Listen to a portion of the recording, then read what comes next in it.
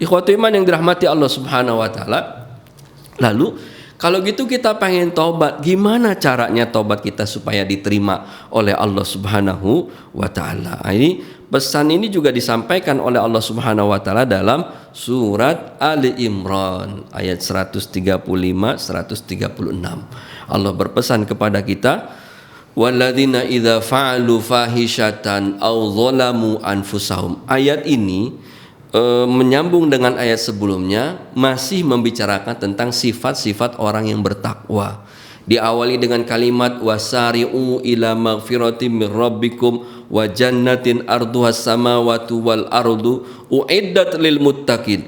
Bersegeralah kalian kepada maghfirah Allah, kepada surga Allah, kepada surga Allah Subhanahu wa taala yang luasnya seluas langit dan bumi, dipersiapkan Allah bagi orang bertakwa. Lalu Allah ceritakan siapa orang bertakwa. Di antaranya adalah alladzina idza fa'alu fahishatan.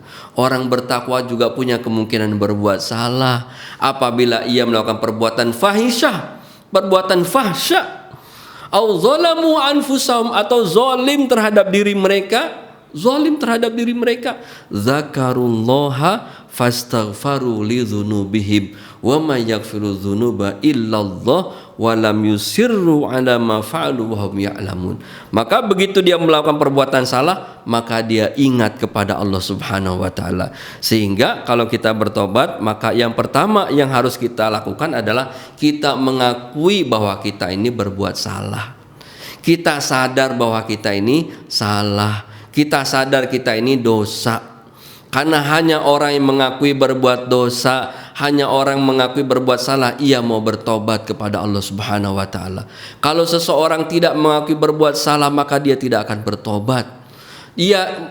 Ia menganggap dosanya adalah dosa biasa saja, menganggap bahwa dia tidak berdosa, menganggap dia tidak berdosa. Dia bisa tidak berpuasa di bulan suci Ramadan karena dianggap itu perintah orang-orang khusus, atau itu hal-hal yang biasa saja. Maka yang pertama, agar tobat kita diterima Allah, kita mengakui bahwa kita melakukan perbuatan dosa. Kita sadar atas perbuatan kita. Kemudian yang kedua, setelah zakarullah, kita ingat kepada Allah, fastaghfaru lidzunubihim, mohon ampun kepada Allah Subhanahu wa taala. Oleh karenanya maka istighfar itu bisa disebutkan, kata Syekh Ahmad Fari, istighfar itu kalimat yang bisa menyendiri, khusus seseorang itu minta ampun kepada Allah, atau dia menjadi bagian dari pertobatan seorang hamba Allah Subhanahu wa taala. Begitu sadar salah, maka banyak istighfar, mohon ampun kepada Allah. Kemudian setelah mohon ampun, walam yusirru ala ma fa'alu wa hum ya'lamun, tidak mengulangi perbuatannya lagi. Nah, ini kalau orang taubat itu dia begitu mohon ampun, maka dia tidak mengulangi perbuatannya lagi. Kalau itu dilakukan, maka balasannya adalah ulaika jazaohum maghfiratan min rabbihim maghfiratan min rabbihim wa jannatin tajri min tahtihal anhar khalidina fiha wa ni'ma ajrul amil. Ini luar biasa. Allah berikan maghfirah, bukan cuman ampunan, Allah juga kasih surga yang mengalir di bawahnya sungai-sungai. Ikhwati iman yang dirahmati Allah Subhanahu wa taala, para ulama mengatakan ini jika kesalahan kita berkaitan dengan hak Allah Subhanahu wa taala. Kalau kita lalai sholatnya, kalau kita tidak menunaikan zakat, kalau kita berbuat dosa yang dosanya tidak ada dampak terhadap manusia. Tapi kalau ada hak manusia yang dilanggar, maka jika hak manusia itu dalam bentuk harta, misalnya kerampas, mencuri, atau orang yang korupsi mau tobat, nah masih ada kesempatan, selagi belum mati masih ada kesempatan untuk bertobat kepada Allah Subhanahu wa taala.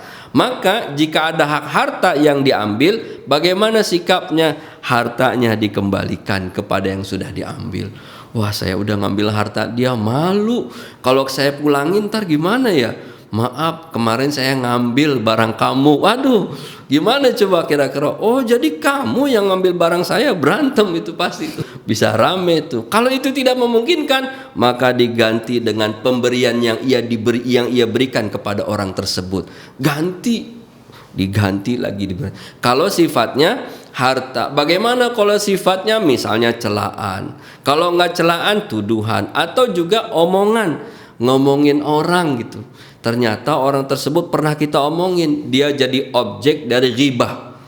Kan ghibah itu dosa yang besar, bahkan digambarkan dalam Al-Quran sama seperti orang yang makan bangkai saudaranya. Makan bangkai aja saya yakin hadirin sekalian gak akan mau. Ini makan bangkai saudara, ini jijiknya perbuatan ghibah. Cuman terkadang manusia tertipu dengan lupa bahwa itu ghibah. Dibungkuslah dengan kalimat gosip. Semakin digosok semakin sip. Coba lihat, boleh ditanya lah para surveyor, kira-kira tayangan yang paling tinggi itu di televisi itu bisa dilihat berapa persen tayangan tayangan-tayangan gosip. Wah, ini luar biasa. Ini kan nggak kerasa lagi ngobrol asik ngobrol, tiba-tiba nyerempet ngomongin orang. Oh iya, dia mah gitu, oh pantesan sama tuh. Wah, udah kompor tuh, langsung rame. Nah, ini dosa besar nih kan. Dosa besar, sehingga dosa besar tuh kalau memang diomongin efeknya luar biasa. Ini bisa masuk dalam kategori fitnah. Dia itu sebenarnya pelit tahu, nggak mau ngasih, nggak mau nyumbang. Masa sih? Iya, kemarin dapat transferan tahu, dia nggak tahu bahwa transferan itu titipan. Udah diomongin, pelit tahu orangnya, diomongin segala macam. Belum lagi kalau ngomongin tetangganya di luar biasa, ikhwatiman yang dirahmati Allah Subhanahu wa taala. Apalagi ada sifat dengki. Kata Ibnu Qudamah, udah kalau ada sifat dengki, yang baik jadi buruk udah. Yang baik jadi buruk, yang buruk bisa jadi baik, udah luar biasa. Akhirnya SMS, susah melihat orang senang melihat orang susah gitu. SMS. Jadi kalau orang susah senang dia, kalau orang senang susah dia. Tetangganya beli TV, wah pusing dia, meriang. Dia dari mana ya duitnya? Jangan-jangan hasil, wah udah gimana? Kalau dosanya seperti ini, taubatnya tidak diterima hanya dengan minta ampun sama Allah, tapi dia harus meminta maaf kepada orang tersebut.